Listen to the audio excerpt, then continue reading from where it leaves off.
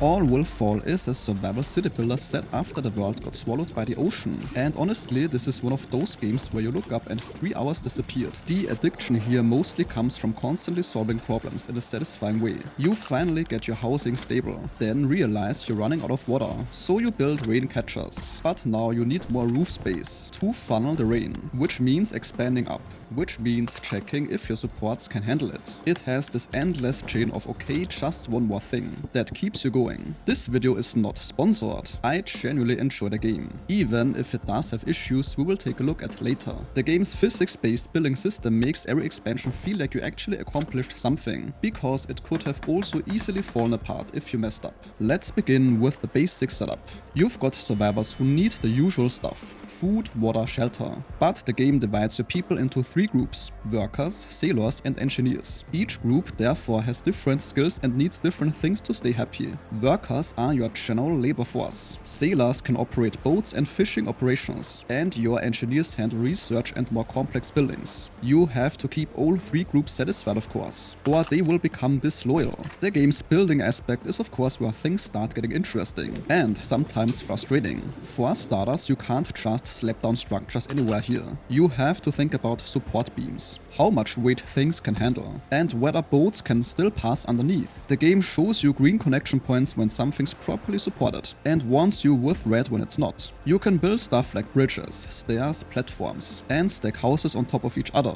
and you are always managing this balance between what you want to build and what is actually still stable enough to exist. Metal supports come later in the research tree and let you build longer spans. The actual water itself changes constantly through a tide system. Sometimes it drops temporarily, sometimes permanently, revealing new areas you can access and scavenge. This means that your docks might end up useless if the water drops too much, so you need to account for that. The receding water reveals resources like wood, junk and these yellow crates that have decent supplies. The resources work how you'd expect, and the game makes you think about logistics. You need storage buildings, and workers have to physically carry everything around. You get water by either collecting it from rain catchers or by boiling salt water. This causes pollution, so definitely don't put those buildings near housing. The rain catcher system is actually pretty clever. You can angle roofs to funnel rain into them and boost collection rates way above normal. The research unlocks new building types through a tech tree. You begin with basic shelters and fishing, then work toward better housing, boats, demolition equipment, and eventually electricity generation. Some buildings also need specific citizen types to operate them. The tech progression gates what you can do, which sometimes means waiting around while research completes before you can solve new problems. The game has random events popping up constantly, forcing choices. For example, refugees showing up asking for shelter. You find drifting resources, and your people complain about living conditions. Each choice affects different groups differently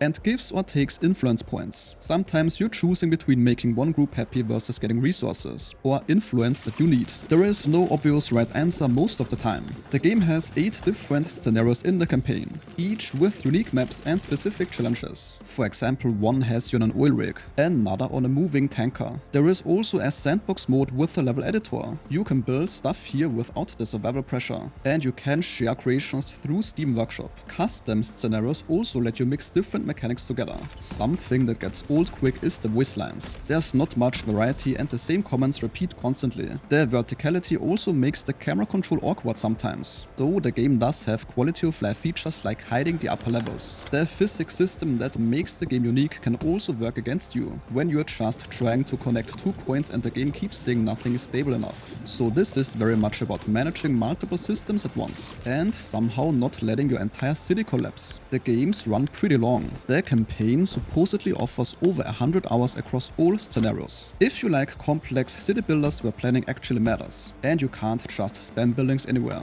then this one delivers on that. And this sentence concludes today's video. If your time was respected, a like or comment is very much appreciated.